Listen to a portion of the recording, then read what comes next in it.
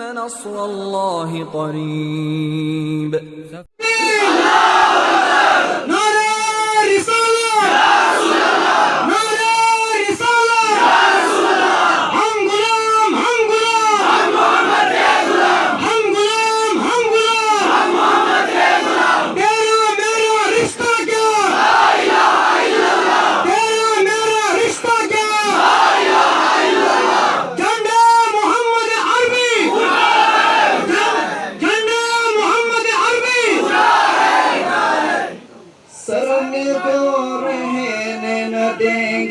جب تلک ہے جام جم سر نگو رہنے نہ دیں گے جب تلک ہے جام جم. تمام لوگوں کا آقا، ان تمام لوگوں کا رہبر، ان تمام لوگوں کا رہنما، ان تمام لوگوں کا مشفق، ان تمام لوگوں کا خیر خواہ، میرے اور آپ کے خیر خواہ حضرت محمد مصطفیٰ صلی اللہ علیہ وسلم.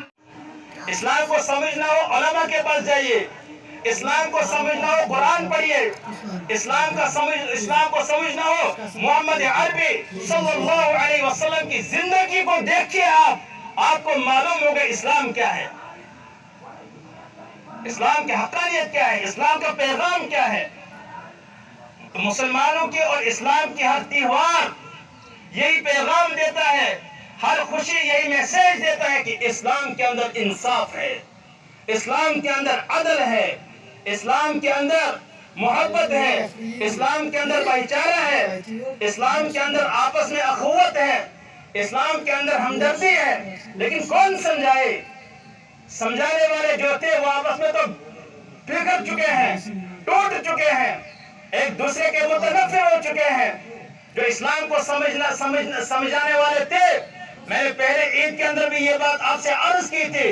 یورپ اندلس کے اندر آپ دیکھیں وہاں کے جو حالات ہیں، اسپین کے جو حالات ہیں اس وقت، وہاں دور دور تک مسلمانوں کا کہیں نام و نشان نہیں ہے، جبکہ اسپین کے اندر مسلمانوں نے 800 سال تک حکومت کی ہے. وہ بنیادی وجہ یہی ہے، انگریز نے، یہود نے، جو کسی کا بھی سگا نہیں ہے، اس کے لیے تو سارے ایسے ہیں کہ ان کو ختم کر دیا جائے. بس یہود اسرائیل پورا مشن ہے، بنیادی مقصد ہے. ان کا مقصد یہ ہے کہ سارے لوگوں کا آپس میں ٹکراؤ، آپس میں ان کو آپس کے جھگڑے پیدا کرو. اور سب سے بڑا ان کا مقصد یہی ہے، جو اسلام کو جاننے والے ہیں، جو قرآن کو سمجھانے والے ہیں، جو اسلام کے پیغام کو لوگوں تک پہنچانے والے ہیں، سب سے پہلے لوگوں کو ان لوگوں سے متنفر کر دو. یا تو انہیں مرتد کہو، یا تو انہیں گستاخ رسول کہو، یا تو انہیں کچھ اور کہہ کر لوگوں سے علماء کا ربط تعلق ختم کرو. لہذا میں آپ کو اس مرکزی عیدگاہ مغل میدان کی جانب سے اور پوری تحصیل مغل میدان کی جانب سے، مغل میدان کی عوام کی جانب سے ایک میسیج دینا چاہتا ہوں. آپ کو اسلام سمجھنا ہو، آئیے ہمارے درمیان بیٹھیے، ہماری مسجدوں میں آئیے، ہمارے جلسوں میں آئیے، ہمارے پروگراموں کے اندر شرکت کیجئے، آپ اسلام سمجھ سکیں گے. لیکن اگر آپ ایسا نہیں کرتے ہیں، اگر آپ ہندوستان کو توڑنے پر ہی تلے ہیں، اگر آپ اسلام کو ٹارگیٹ کر کے ہندوستان کے بھائی چارے کو ختم کرنا ہی چاہتے ہیں، ہمیں کوئی دقت نہیں ہے. آپ نے ریلوے کو بیچ دیا، ہمیں کوئی پریشانی نہیں ہے، ہم پھر بھی زندہ رہیں گے. لیکن اگر آپ نے جو دروازہ آپ کھٹکھٹانا چاہتے ہیں، جس دروازے کو آپ کھولنا چاہتے ہیں، جن گستاخوں کو آپ پناہ دینا چاہتے ہیں، جو لوگ آئے دن اسلام اور مسلمانوں کے خلاف اور ہمارے اور آپ کے آقا محمد عربی محمد مصطفیٰ صلی اللہ علیہ وسلم پر آئے دن جو گستاخیاں کرتے ہیں، اگر آپ نے ایسے گستاخوں کو سزا نہ دی، اگر آپ نے ایسے مجرموں کو سلاخوں کے پیچھے نہ پہنچایا، تو یقیناً یہ ہندوستان پھر سے ٹوٹ جائے گا، بکھر جائے گا، تار تار ہو جائے گا. یہ میں نہیں کہہ رہا ہوں، یہ ہماری تاریخ کہہ رہی ہے. انہی بنیادوں پر ہندوستان ایک مرتبہ ٹوٹ چکا ہے، بکھر چکا ہے،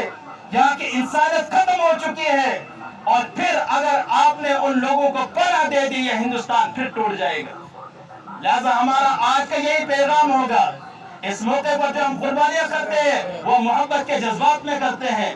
اللہ کے نبی صلی اللہ علیہ وسلم کے حکم کی اطاعت میں کرتے ہیں۔ اس لیے ہمارا عام پیغام ہے، اعلان ہے، ہم ہر ابتدا سے پہلے ہر انتہا کے بعد، ہر ابتدا سے پہلے ہر انتہا کے بعد ذات نبی بلند ہے، ذات خدا کے بعد دنیا میں احترام کے قابل جتنے بھی لوگ ہیں ہم سب کو مانتے ہیں، مگر مصطفیٰ کے بعد ہم اس بات کو کبھی برداشت نہیں کر سکیں گے۔ لہذا ہماری یہی یہاں کی انتظامیہ سے، موجودہ سرکار سے یہی گزارش ہوگی، آپ اس کو چیلنج سمجھیے یا اپیل سمجھیے یا ہماری مؤدبانہ گزارش سمجھیے، اگر آپ کو ہندوستان بچانا ہے، اگر یہاں کے بھائی چارے کو آپ نے بچانا ہے تو پھر یقین آپ ایسا قانون لاگو کیجئے جہاں آپ سینکڑوں کالے قانون بناتے ہیں، جہاں آپ سینکڑوں ایسے قانون لاگو کرتے ہیں جس سے انسانیت پس رہی ہے۔ کیا آپ ایسا قانون نہیں بنا سکتے ہیں جس سے گستاخوں کی زبانوں پر مہر لگے؟ ایسا قانون آپ بنائیے کہ آئندہ اگر کوئی بھی کسی مذہب کے خلاف، کسی بھی مذہب یا کسی بھی دھرم بنائیے کہ آئندہ اگر کوئی بھی کسی مذہب کے خلاف، کسی بھی مذہب یا کسی بھی دھرم کے خلاف کوئی لبکشائی گستاخی کرتا ہے، اس کے خلاف سخت سخت قانون بنائیے، اس میں ہمارا بھرپور ساتھ ہوگا، چاہے وہ گستاخ کرنے والا مسلمان ہو یا کسی دوسرے مذہب سے تعلق رکھنے والا ہو، اس کے خلاف آپ قانون بنائیے، اس کو سزا دیجئے، یقیناً ہندوستان کی خوشیاں پھر لوٹ آئیں گی۔ ورنہ جو ہو رہا ہے، یقیناً ہم مسلمان الحمدللہ، ہمارا نوجوان، ہمارے علماء، ہمارے ائمہ ان کی قدر کرتا ہے، یقیناً ان کی باتوں پر وہ خاموش بیٹھا ہے، لیکن اس کا مطلب یہ نہیں ہے کہ امام کب تک لوگوں کے جذباتوں کے ساتھ کھیلتا رہے گا، نہیں کر سکتے ہم۔ ہمارا اعلان نہیں ہوگا، آئندہ اگر کبھی ایسی حرکت ہوئی، ہم امام لوگ بھی بڑی اس چیز سے ہے، اگر ہمارا نوجوان بھی اٹھ کھڑا ہوا، اگر دونوں طرف سے یہ گستاخی پھر چلی، اگر دونوں طرف سے یہ مارا ماری چلی، ہندوستان کو کوئی بچا نہیں سکتا ہے۔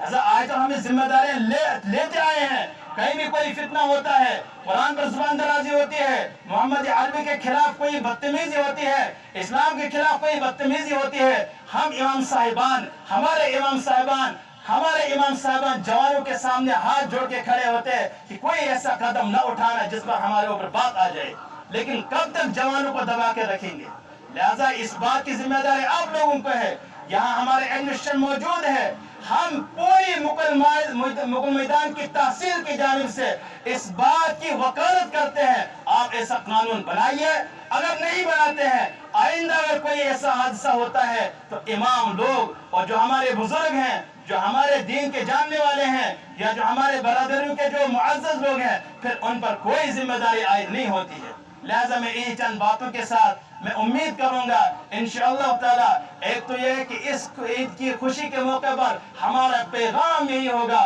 کہ ہر ایک کے ساتھ بھائی چارگی، محبت، ہمدردی بنائیے رکھے، اور دوسری جانب سے ہم حکومت وقت سے بھی یہ اپیل کرتے ہیں، آپ نے اگر ہندوستان کو بچانا ہے پھر ایسا قانون بنائیے، اسی میں ہم سب کی خیر ہوگی، اسی میں ہندوستان کی بھلائی ہوگی۔ اللہ تعالی ہم سب کو عمل کی توفیق عطا فرمائے۔ وآخر دعوانا الحمدللہ رب العالمین۔